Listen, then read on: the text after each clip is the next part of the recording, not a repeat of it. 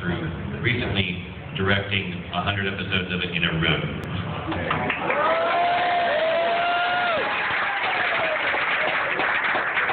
Voice directing it is. I cannot take credit for them. Animate it like this. That's not voice direction. I'm also the voice of Buggy the Clown. And a bunch of random critters like Eyelash the Camel, Richie the Lion, Yokozuna the Frog, things like that. And on the panel with me. Hey guys, I'm Stephanie Young.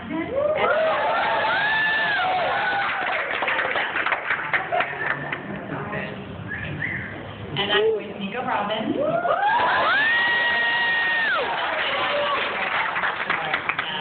I adore her, and I'm thrilled to be here with my fabulous director, Mr. McFarland, who has for many years, and we are very grateful for that. And we're so glad you're here. Guys, let me take a quick pic. Oh my God, sweet thing. Oh, we're sweet. We're trending. We're totally trending. We are trending. Me? I'm totally not posing for a photo right now. I'm actually answering questions and stuff while Stephanie takes the picture. It's so weird. Thank you. Thank you. And since you were mentioning Robin and her hotness, may I just say that since we just got through tracking a whole bunch of it, Robin's Water 7 outfit is a big yes, thumbs up. Hello, legs. I have to say I am pleased with these stylistic changes that have happened for our gorgeous Robin. She's amazing, and she should be wearing something that's hot. Yes. I know it's a drawing.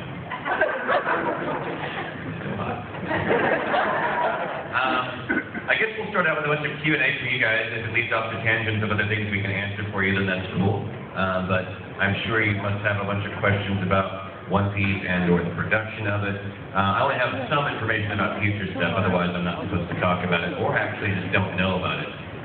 They know that I attend a lot of conventions like, you tell Mike Leon. What? Nothing, Mike, nothing.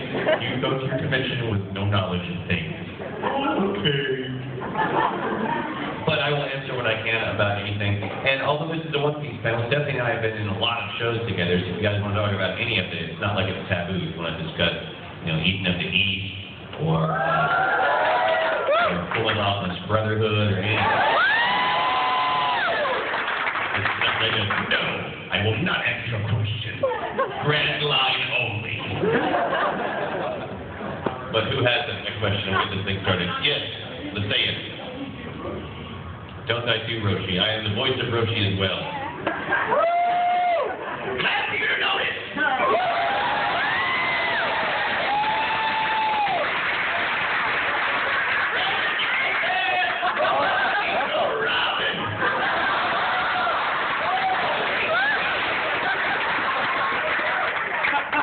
You guys need a martial arts master on your phone? Yes. Can we get a Kamehameha? Yogi-chan? Let's see.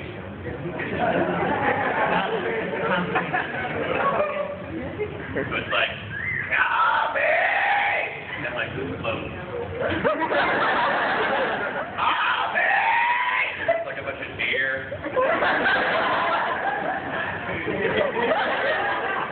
And then it's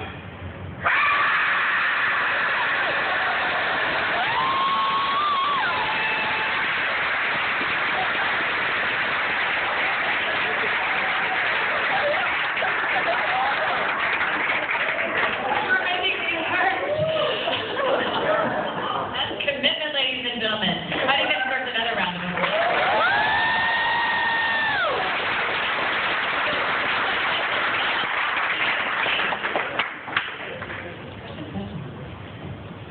No, let's do chopper first.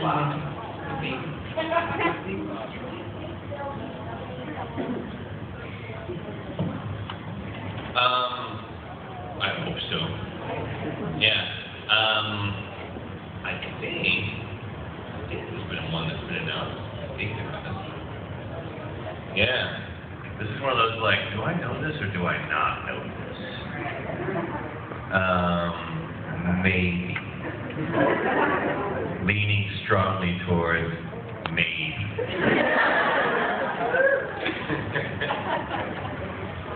And did Lucy have a question too? Lucy, nothing. He's really telling you. Oh gosh. Wait.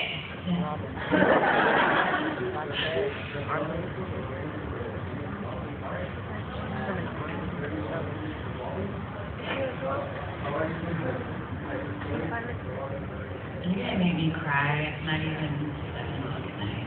I'm crying already.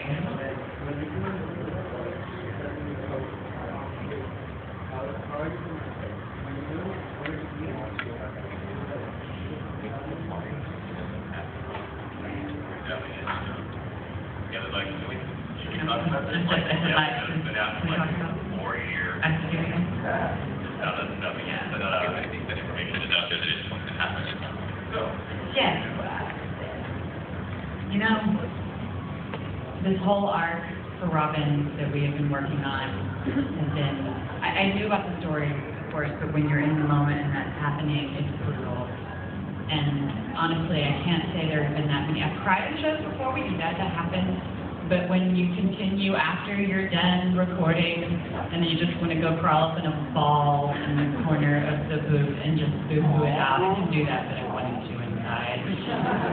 It was so difficult because it's just nails. It's just that raw emotion that she doesn't think that she is worthy of the friends that she has. It breaks your heart. It's heartbreaking. And I have fallen in love with this character over the years that we've been working together on this show, and with this woman that I adore, and to see her go through that it was gut-wrenching. So just opening up to that, I guess, I don't know. And then hearing anything that little Robin said, just lazy. So but as an actor, to be able to go in the deep, dark water like this with her is incredible to have the opportunity to voice a character like that. You don't get to do that often, or I haven't. And with someone that I've been voicing for years, I just want to hold her and tell her everything's going to be okay, but there was a lot of not okay, of course, before we get there. So tough stuff. I'm so glad Mike was here with me. I don't know, yeah. I know, as silly as it may sound coming from a man who is not young, when I'm directing these folks and when I'm directing the show, I get really into it too. Just when I'm trying to give Stephanie the motivation for like, this is what Robin is thinking, and this is what she thinks when she says this line, and this is her greatest fear. Like, and this is her greatest fear, and yeah, I start getting really caught up on it. Yeah, I'm totally caught up.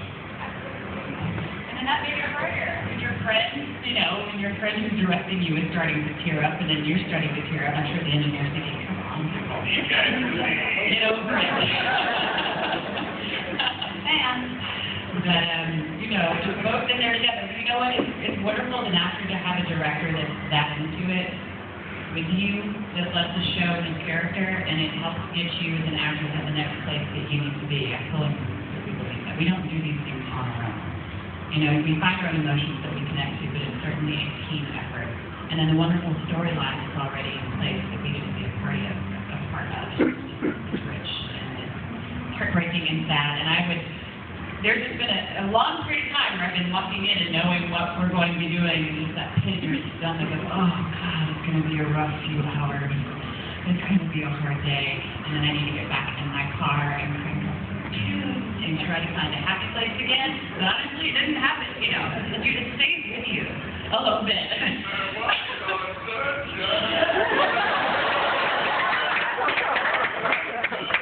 I'm happy, I have friends, and I'm worth it.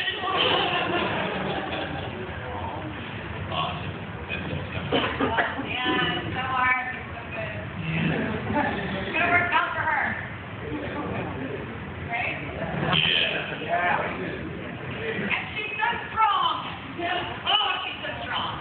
She's just a strong woman with a big heart that's going to open it up because people left. And I'm just All right, we'll yes, right there. Have you ever had to change a lot of the dialogue in the show? Have we done what? Have you had to cancel out the dialogue in the show? Change a lot of that. As in the moment? Like, from the original. From the original. If we change it, we try not to change it to night and day difference. Like if it's supposed to be, hey, we could get out of here, I don't change it to, man, this sandwich is fantastic. I still want it to mean the same thing. So, if there's a throwaway line or something like that, or if there's a joke that's a pun, those puns, the Japanese, they love the body. Oh, look, bread and stovepipe sound the same.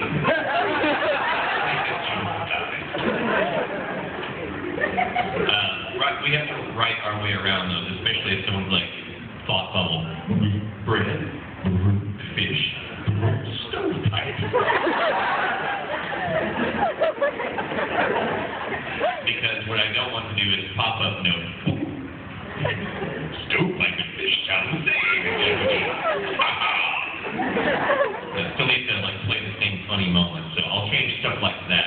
So when I look at, because to me the moment, the intent of the moment right there is that something is funny, not necessarily that something is accurate. So the accurate response is that you're supposed to laugh. And if you have to, as a comedian, at least an improv comedian, it is my opinion that if you have to explain a joke, then your joke sucks. It's like, this is funny, this is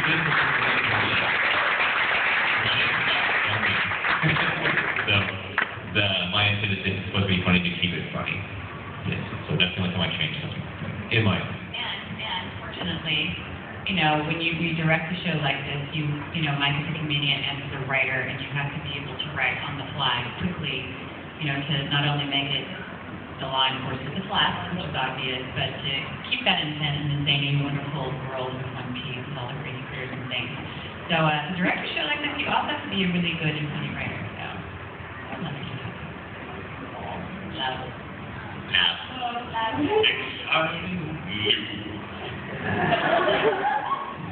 All right, more questions.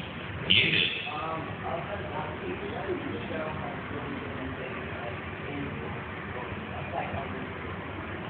What show has had a big impact on the careers? I don't know about careers. I guess I could equate it to maybe more people knowing who I am or whatever. It's not like you did a good job. Now you're going to make 20 times the money. That hasn't happened. It's like you've done a good job. We're going to continue to give you work. You didn't fail or get fired. But I think because I started off with Dragon Ball Z, which is that's, I don't know if you guys have heard of that.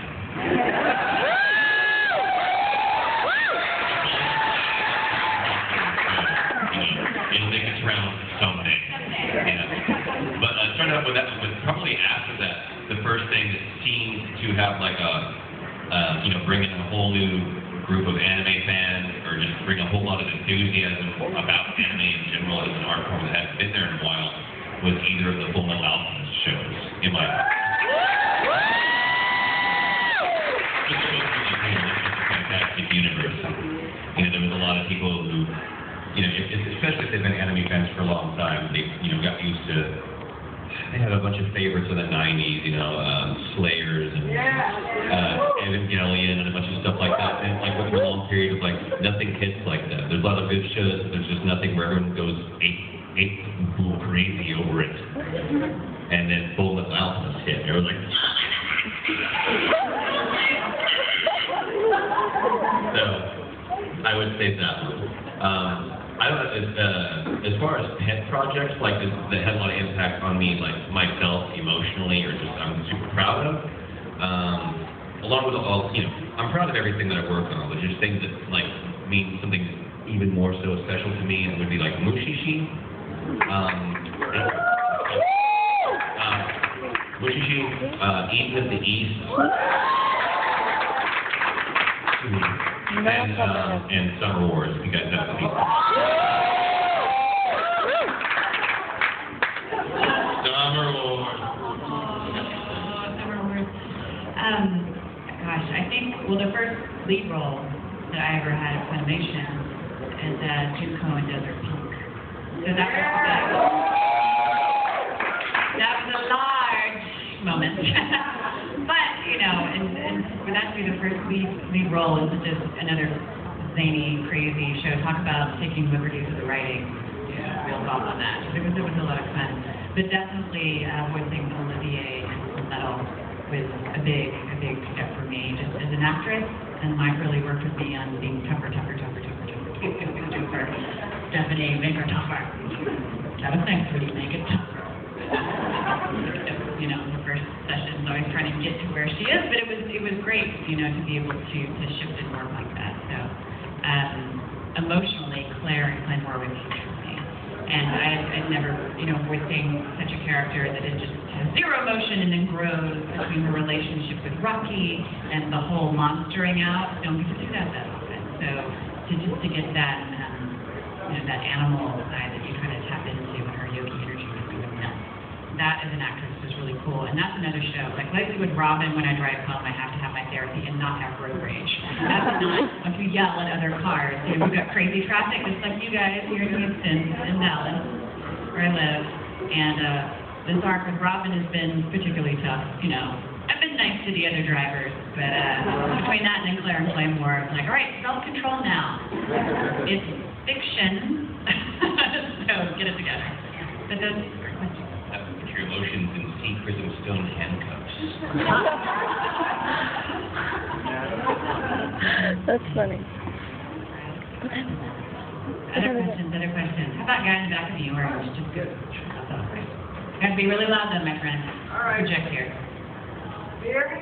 Yeah. Yes. All right. What are the kind of voices you hate doing? Like, things that are rough your voice, things that you just don't like doing? That thing that Mike just did. Yeah. That would be one of them. And I have great respect for my friends that can pull that off and work the next day. I'm a singer and that stuff kills me. So I can do it. I have to plan it at times. And when I work with directors such as Mike that are really kind about booking, you know, he gives me options so that if I have to sing that night, I don't have to scream, I want to sing! You know, over and over. Which, even making fun of that makes me sad. But, I wasn't. You've seen it, people.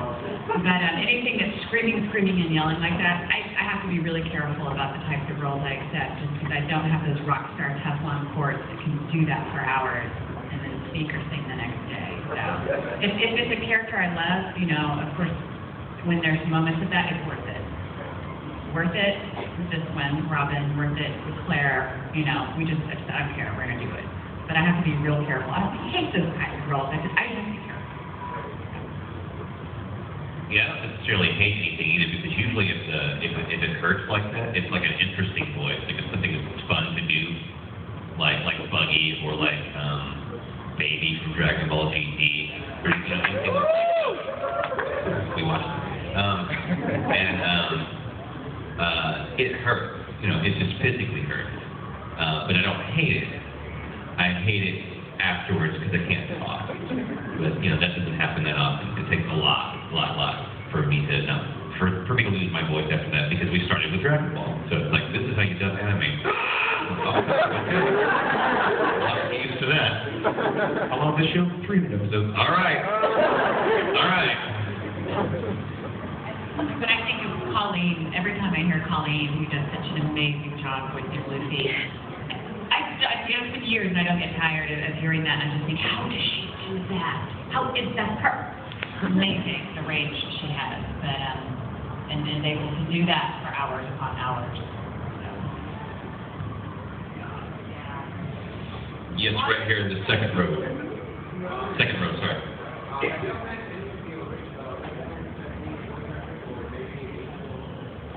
The Saves or Oda. I have not met any of them.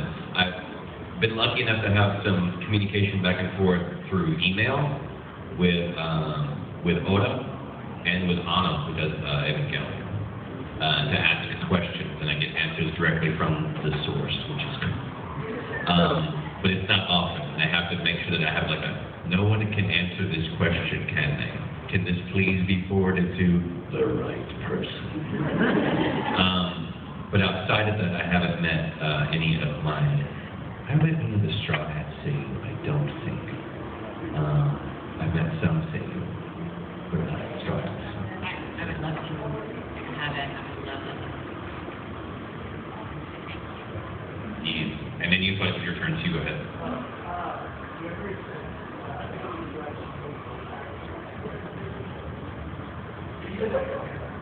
Well, the thing with One Piece is that's the show where I'm most likely going to find new people, because I very much want One Piece to not ever sound like a lame mid-90s dub, where like 20 people do everything.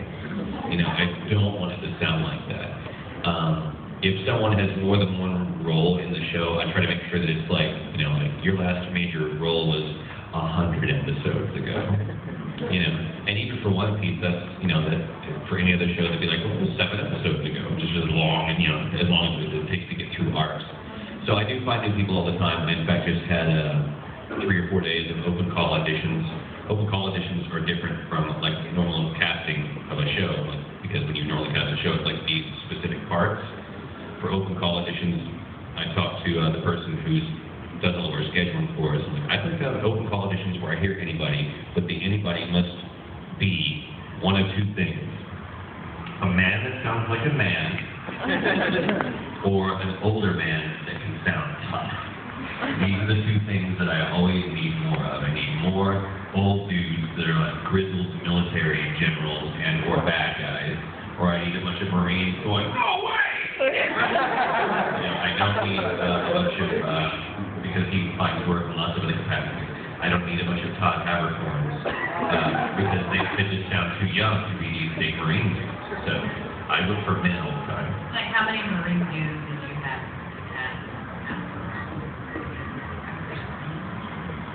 Yeah, well, I